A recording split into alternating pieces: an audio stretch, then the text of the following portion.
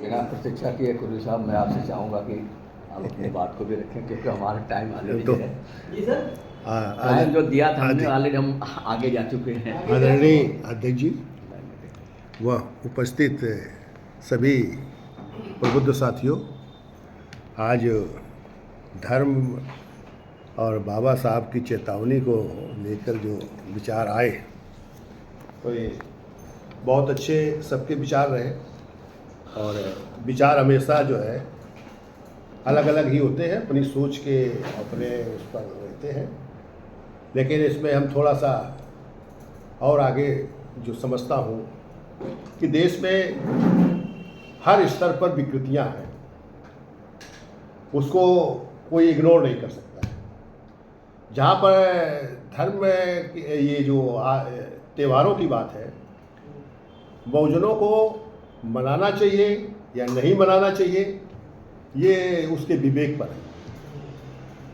लेकिन सवाल ये है कि अगर इससे त्योहारों को हम अपने आधार पर, क्या उसमें लिखा है, कैसे बनाए गए हैं, इस पर न जाकर हम कैसे उसको पॉजिटिव कर सकते हैं, कैसे समाज के लिए उपयोगी बना सकते हैं, उस पर हमें उसको जोड़ना चाहिए और उसमें लाना चाहिए। उसमें ये नहीं कि नहीं यही लिखा है, ये उसमें तर्क नहीं होने चाहिए। समाज को तभी आप बेहतर बना सकते हो। जैसे दीपावली की बात है, जो दीपदान की बात है, तो चूंकि अब हम वहाँ से लेते हैं कि जब महामानव गौतम बुद्ध अपने घर जाते हैं, उस समय उनकी खुशी में लोग आकर ये दीपोत्सव मनाया था, ऐसा भी है। और हमको उसको इसलिए सही में मानता हूँ कि चूंकि एक ज्ञान प्राप्त करके अपने घर जाते हैं तो लोगों को खुशी तो होती ही है, तो उस खुशहाली को जो है बरकरार करने के लिए उन्होंने किया। और ये सनातन का जो स्थिति है धर्म की, तो सनातन में भी नेचुरली भी ये है कि जब कहीं खुशी होती है, जब तब उसके जो है परिवार, घर वाले, उसके चाहने वाले लोग उसको उत्सव मनाते हैं। ऐसा मानना भी चाहिए और इस तरह से हमें समाज को एक रास्ता देना चाहिए। हमें क्या लिखा है, क्या उस पर ज़्यादा विचार नहीं करने चाहिए और उसको जो है अपने विचारों को अपने तरीके से आगे बढ़ाना चाहिए। तभी हम इसकी सही उपलब्धि को समझ सकते हैं और इन विकृतियों को ख़त्म कर सकते हैं, क्योंकि विकृतियाँ हर स्तर पर है। आप कोई भी काम करो या जीवन का जो भी संचालन है उसमें, आज वो एक बात लेके चलते हैं कि संविधान में जो है बाद में जोड़ा गया भाई ये धर्मनिरपेक्ष, पंथ निरपेक्ष को और संप्रदाय वो साम्यवाद को, तो ये जो है उनका तो एक कहना है, उनको तो विवादों में फंसाना है। जैसे आपने देखा होगा कि आप लेखों में तमाम आ रहा, जो बौद्ध पर जो धरना चल रहा है, तो बौद्ध गया पर, तो उसमें जो है वो तमाम वैज्ञानिक लोग जो वर्तमान में वैज्ञानिक हैं कि वो मुसलमान में गिराया था या ब्राह्मण गिराया था, तो उसमें अब नई नई उसमें आ रही चीजें कि नहीं, नई खोज नई नई खोज ये आ रही है कि नहीं ब्राह्मण ने नहीं गिराया है, तो अपनी अपनी वो अपनी सोच को ला रहे हैं। तो सवाल ये है कि अगर ब्राह्मणों ने नहीं गिराया था तो मेरा ये कहना तो आज क्यों जो है उस पर हावी हो रहे हैं। मैं मान लिया थोड़ी देर के लिए, हम लोग मान लें कि ब्राह्मणों ने नहीं गिराया, तो फिर आज उसको क्यों बर्बाद कर रहे हैं, क्यों उसके बुद्धिज्म को जो है खत्म करने पर लगे। तो ये चीज़ हमें माननी होगी कि इस देश के जो भी नकारात्मक स्थिति पैदा है, तो ये व्यवस्था ने किया है, सिस्टम ने किया है, उसमें चाहे ब्राह्मण हो चाहे कोई और हो, हमें इससे कोई मतलब नहीं है। लेकिन आज अगर वास्तव में ये जानते हो कि नहीं हमारे में एका होना चाहिए, भारत अखंड होना चाहिए, और विश्व में अगर विश्व गुरु की स्थिति चाहते हो तो इस देश में सबका भागीदारी, सबका प्रतिनिधित्व होना चाहिए और सबके सम्मान होना चाहिए।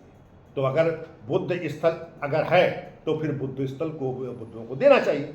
तो ये हमारे जो त्योहारों की बात है, तो उसी तरीके से हमें सब चीज़ लेना चाहिए। जैसे दशहरा है, तो दशहरा वो अलग अलग तरीके से है, तो उसको हमें उन चीज़ों पर नहीं जाना चाहिए। हम उसे कैसे समाज से जोड़ सकते हैं, समाज से कैसे उसको फायदा दिलवा सकते हैं, फायदे उसको आ सकते हैं कि लोगों को त्यौहार के माने मिलते जुलते हैं, एक होते हैं। तो ये स्थिति हमें पैदा करानी चाहिए, तभी जो है हम इसको बाबा साहब की चेतावनी को सही तरीके से सफल कर सकते हैं। क्योंकि बाबा साहब की चेतावनी तो धर्म पर नहीं बोले कि मनाओ या ना मनाओ, उससे कोई मतलब नहीं। जैसे महामानव गौतम बुद्ध ने भी कहा कि ईश्वर है या नहीं है, उन दोनों में वो शांत रहे। है तो ठीक है मानो, नहीं है नहीं मानो। तो ये चीज़ है कि वो जो वर्तमान में स्थिति थी उस पर उन्होंने काम किया, उसको उन्होंने बढ़ाया कि नहीं जो विकृतियां हैं इसको कैसे खत्म किया जाए, इस पर वो ज़्यादा हुई। यही बात उन्होंने सवाल भी किया जो पूछने वालों से कि देखिए सबसे ज़रूरत किसकी है, उसे हमें पहले काम करना है। तो ये आज भी हमारे विद्वानों का, हमारे साथियों का ये होना चाहिए कि नहीं हमें ज़रूरत क्या है देश में, समाज को कैसे एक कर रहे हैं, कैसे उनको हम विकास से जोड़ें, कैसे उनको आगे ले चलें। तो आज अगर उस दिशा में हम जाएं, जैसे राजनीति है, राजनीति देश में बहुत बड़ा काम कर रही है और बहुत बड़ा काम कर रही है, लेकिन वो बहुत बड़ा नुकसान भी दे रही है। क्योंकि हम जज्बाती जरूर ज़्यादा हो जाते हैं, हम ताल जरूर ठोकने लगते हैं, हम मरने मारने की बात करने लगते हैं, हम उस समाज को इकट्ठा करके और उस पावर पर या उस शक्ति पर पहुंचने के से दूर रहते हैं। ये प्रॉब्लम खड़ी है देश में। और जबकि इस वो व्यवस्था पहुंच सकती है, ठीक है व्यक्ति भले न पहुंचे, मान लीजिए कोई पार्टी का जिसे आप चाहते हो वो भले न पहुंचे, लेकिन आपकी अगर विचार और सिद्धांत अगर पहुंच जाए तो समझ लीजिए कि वो व्यक्ति पहुंच गया और उसका भी नंबर लगेगा। आज हम अगर जात के आधार पर किसी का नाम लेकर उसको हम भजने लगे, वो चाहे जितनी कमियां किया हो, तो फिर कभी भी सफल नहीं होंगे। और इसीलिए सफल नहीं हो रहे हैं क्योंकि हम लोग जिस तरह वो जातिवादी हैं, जिस तरह वो अपने समाज को उठाने, जैसे आज देश में सबकी बात तो करते तो हैं, लेकिन अपने समाज को आगे लाने के लिए या उनको मजबूत करने के लिए या उन्हें विकास से जोड़ने के लिए वो सबको बांटने का काम कर रहे हैं, सबके अधिकार छीनने का काम कर रहे हैं, केवल वो कुछ समाज को आगे करने के लिए। जैसे अभी आपने इटावा में घटना देखी, देवरिया में भी घटना देखी थी। तो ये घटनाएं जो है तो उसको वो नज़रअंदाज करते हैं और हम लोग उस बात पर ताल ठोकते हैं। हमें भी नज़रअंदाज करना चाहिए, हमें तो ये होना चाहिए। तो फिर आप उस व्यवस्था के अंदर हैं क्यों? आप दूसरी व्यवस्था जो आपके लिए है उसको आप लेके चलिए ना। अगर बुद्धिज्म की बात है, आज बाबा साहब को अगर मानते हो, बाबा साहब के नारा सब लगाते हो, तो फिर बाबा साहब से दिया हुआ इस समाज को कैसे एक किया जाएगा, कैसे इसको जो विषमता है, कैसे जातियां हैं, इनको कैसे खत्म किया जाए, कैसे कमजोर किया जाए। बाबा साहब का तो ये सिद्धांत था, बाबा साहब को तो यही था कि नहीं हम पूरे समाज को जोड़कर हम फिर से वो स्थिति पैदा करेंगे जो महामानव गौतम बुद्ध के समय थी या सम्राट अशोक के समय थी। तो ये स्थिति वो पैदा करना चाहते थे कि ये फिर से जो सेकुलर है, जो आज प्रतिनिधित्व का आधार है, इसको हम कायम करेंगे। इस देश में भागीदारी सुनिश्चित होगी। हम किसी समाज के विरोध में नहीं हैं, हम हर समाज के साथ हैं, लेकिन हर समाज को एक दूसरे के खिलाफ नहीं होना चाहिए, एक साथ खड़े होने के रास्ता बनाना चाहिए। तो आज जो उस रास्ते से दूर है तो उन्हें हमें रास्ता देना होगा कि नहीं, हम सब भारत के लोग एक हैं और भारत को जब तक एक नहीं करेंगे तब तक ये सारी कल्पनाएं झूठी रहेगी। उन कल्पनाओं को अगर साकार करना है, चाहे भाई शक्तिमान बनना है, अगर बार बार कह रहे हो नहीं हम उसका मेंबर बन जाएंगे, तो मेंबर कैसे बनोगे भाई?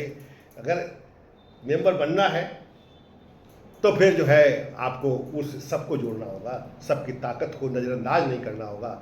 आप तो ताकत बहुजन कहा तो उसको जो सुरक्षा में पहुंचना चाहते हो तो बहुजन को पहले अलग कर रहे हो, तो फिर कैसे सुरक्षा में कि उसमें मेंबर बन पाओगे, कैसे सदस्य बन पाओगे? आज नहीं बन पा रहे हो।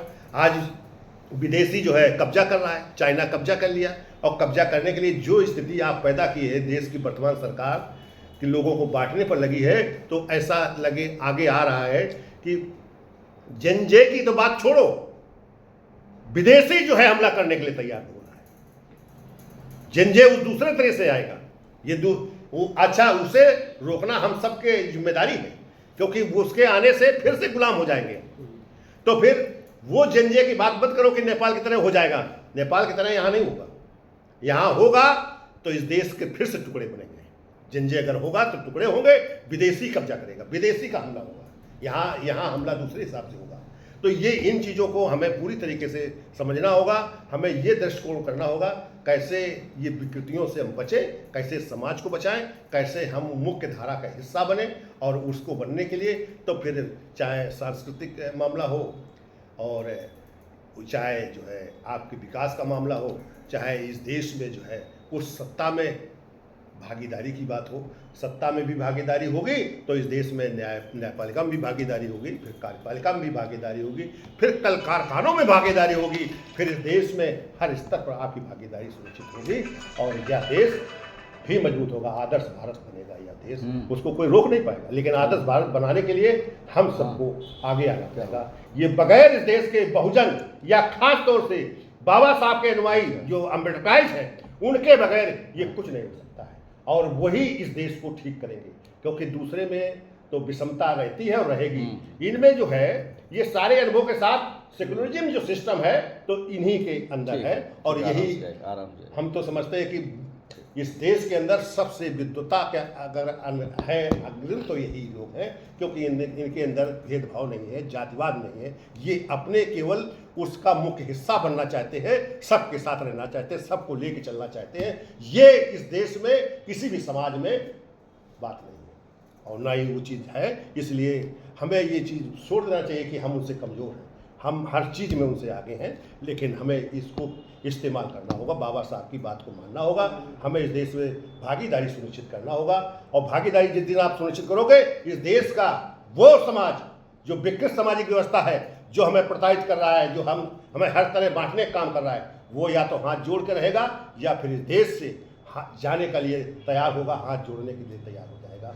ये व्यवस्था बनेगी। इसलिए साथियों, उठो, बढ़ो, शिक्षित हो, संघर्ष करो। यह देश हमारा है। अगर शक्तिशाली बनोगे तभी इस देश में भागीदारी सुनिश्चित होगी। अपनी बात को हम रोकते हैं। धन्यवाद साथियों। जय भीम, जय भारत। धन्यवाद।